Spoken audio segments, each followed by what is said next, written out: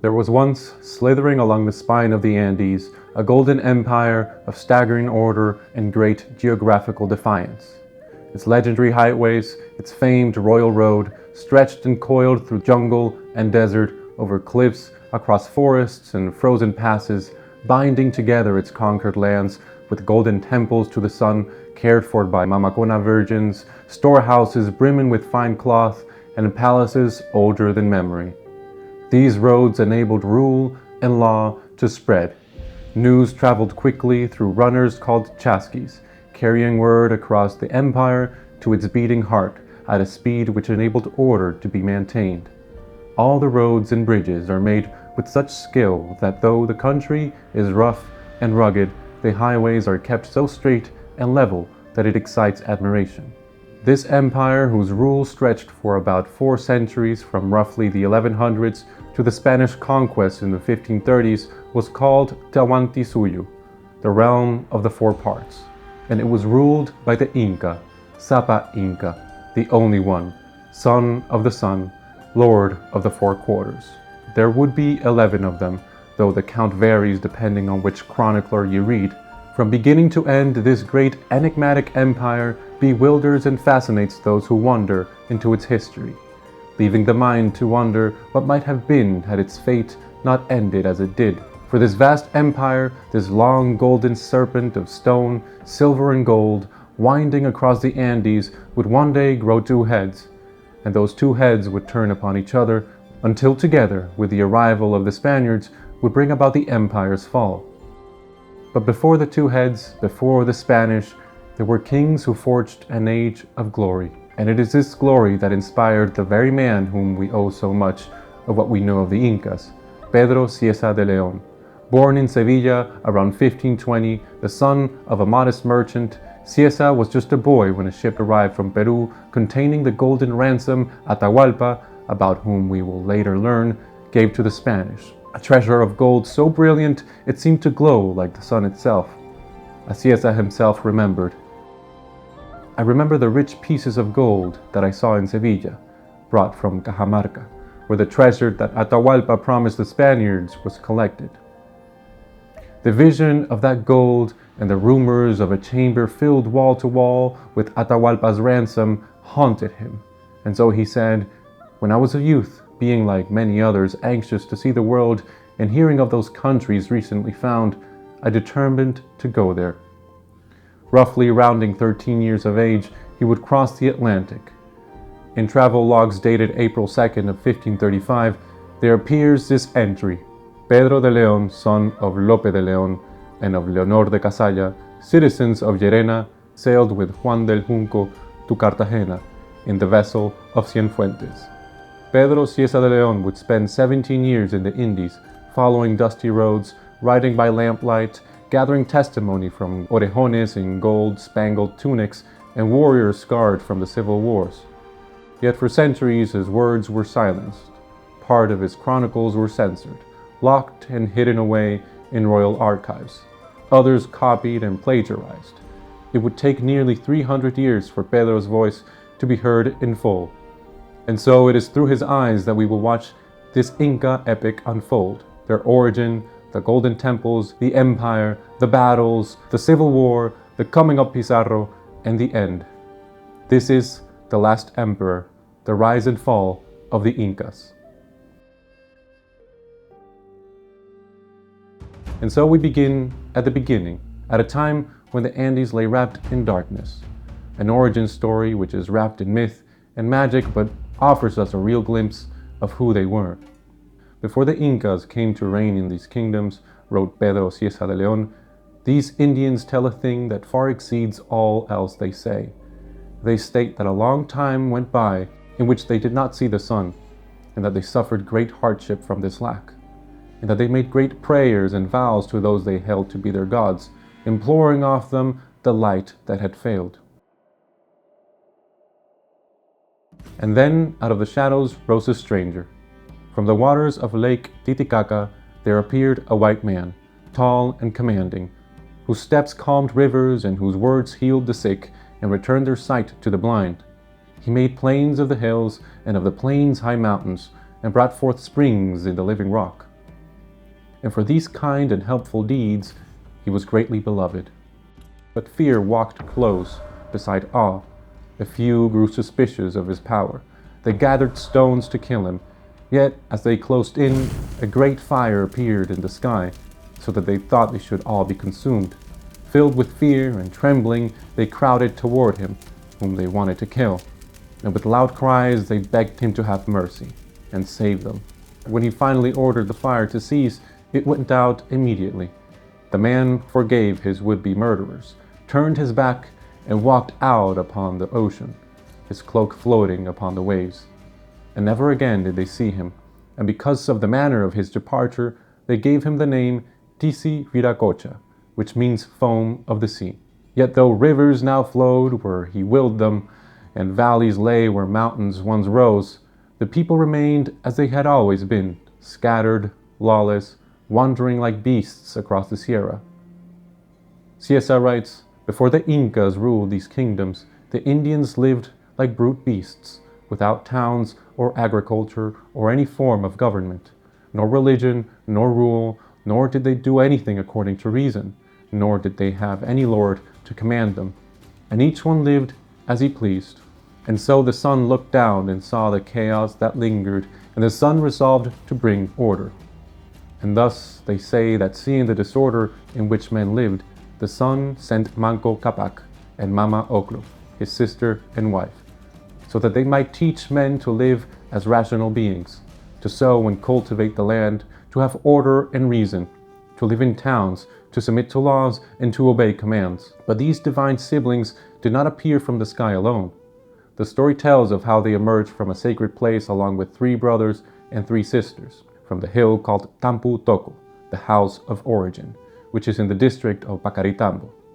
They were 8 in all, 4 brothers and 4 sisters, born of the sun, sent to bring law where chaos ruled. They were Ayar Manco, who would become Manco Capac, the first Inca, Ayar Cachi, whose strength could tear mountains apart, Ayar Uchu, quiet and watchful, Ayar Auca, daring and bold, and their sisters, including Mama Oclo, destined to become the queen. The 8 siblings set out, determined to make themselves the sole rulers of the earth. They built a small settlement near their cave, and for a time it seemed all was well. Ayar Cachi, mighty beyond measure, wielded a sling whose stones flew so high they vanished into clouds and fell back, crushing mountains and valleys. To the other 2 brothers, this seemed an affront, for they felt themselves humiliated at not being able to match his feats. And so, galled by envy, they begged him with fair words, full of guile, to return to the cave where they had their treasures and bring them a goblet of gold they had forgotten, and to beg the sun, their father, to prosper them so that they could rule the earth. Ayar Cachi stepped back into the darkness of Tampu Toco, searching for the golden goblet. Instantly, the others rolled stones across the entrance and sealed him forever in the mountain's heart. And when this was done, they tell that the earth shook in such a manner that many mountains fell upon the valleys. So the strongest brother was never seen again. The surviving siblings moved on. They settled briefly at Tampukiru, hoping to raise their kingdom there. But when they thought that they would never see their tricked brother again, they saw him come flying through the air on great wings of colored feathers. They scrambled away in fear, but then Ayar Cachi spoke. "Do not be afraid or troubled. I come only so that the empire of the Incas shall begin to be known. Leave the settlement which you have built and go farther down until you come to a valley where you will then found Cusco, which is what will be of worth. For there shall be the great city where the sumptuous temple will be built, which will be so served, honored, and attended that it will be there that the sun will be most honored." He commanded that they pierce their ears so that thereby the sun might know them to be his children, and that they should always remain lords and rulers. Having instructed them on what to do, Ayar Cachi turned himself and the other brothers into stone. Only Ayar Manco remained. And so seeing this, he took his wives, and he did as he was told, and went to where Cusco now stands to found the city, naming and calling himself thenceforth Manco Capac, which means king and rich lord. As he had been ordered by his brother flying in the sky, he took the fringe as Lord Inca in the manner in which it was instructed, a ceremony which was passed down from generation to generation, and even the Spaniards who lived during the latter years of the Incas also got to witness. The crowning of Manco Capac and of every Inca who followed began with trials of the flesh and of the spirit. First, the chosen Inca left his dwelling and went into the fields, fasting the entire day while gathering a sheaf of straw. Meanwhile, his mother and sisters worked without food or drink, spinning and weaving sacred garments. When evening fell, the prince entered the palace to begin the great fast, called Sazi. For a full month, he remained shut away in a chamber, forbidding the sight of fire and intercourse with women, while his mother and sisters brewed chicha, which Cieza describes as wine made of corn, with their own hands for the ceremonies to come. When the fast finally ended, he would emerge bearing a silver and gold halberd, had his hair ceremonially cut, and climbed the hill of Huayna. There, before the nobles, he killed a llama. Its flesh was eaten raw as a vow that any man who proved a coward in battle would deserve to be devoured, just as they had the llama. The Inca would then race downhill at Anaguar, proving his speed and valor. A golden cord trailed from his halberd, signifying that in war he was bound to bring back the hair and heads of his enemies. He would then gather stalks of gold-colored straw from Huayna and carried them to Yahuira, where he dressed in other sacred robes. And finally on his brow he wound the pilluaca, the royal fringe, over which he placed the feathered diadem called puruchuku. Finally, returning to Cusco, he would join a tumultuous celebration in a plaza encircled by a great cable of gold strung between posts of silver. There, masked as fierce pumas, the orejones, the big-eared lords, danced and were knighted, swearing loyalty to the sun. And then, to protect the royal bloodline, the new Inca married his own sister, the Colla. It was ordered by them that he who was to be Lord Inca should take his sister, the legitimate daughter of his father and mother, to wife, so that the succession to the kingdom should be confined to the royal line. For it seemed to them that in this way, even if the woman in question, the sister of the Lord Inca, were unchaste and knowing of another man, should become with child by him, the child who was born would be descended from her and not from an alien woman. For they also took into consideration the fact that even though the Inca married a woman of noble lineage, she might do the same and conceive adulterously, and if she were not found out, the child would be held to be the offspring of her lawful lord and husband. And so, it was under these rites that the line of the Inca kings was born. It was these kings who forged Tawantinsuyu, the realm of the four quarters. Those who read this should know first that of all the Incas, who were 11, there stood out head and shoulders above the rest in the rule of their kingdom, whom the Inca nobility can never praise enough. These did not resemble one another in their traits as much as in intelligence. They were Huayna Capac in 1527, Topa Inca Yupanqui in 1492, and his father Pachacuti in 1471, father of the one and grandfather of the other. Pachacuti was known as the Reformer, and it was he who transformed Cusco from a city of kings into the navel of an empire. Under him, walls were rebuilt, temples rose in gold, and the stones of Sacsayhuaman were laid so tightly that not even the blade of a knife could slip between them. He set the pattern of rule that his son would carry even farther. Topa Inca Yupanqui, son of Pachacuti, was the one who first led the armies deep into foreign lands. Topa Inca Tupac Yupanqui had made himself master of the territory as far as Quito. From valley to valley, the pattern of conquest was the same. The Inca arrived with banners unfurled and asked the chiefs to submit. If they accepted, they were allowed to keep their lands under tribute, to swear oath to the sun, and to send sons to Cusco as hostages. If they refused, the Inca's armies fell upon them, tearing down towns, burning fields, and killing all who resisted. When the new lands were subdued, the Inca planted mitimaes.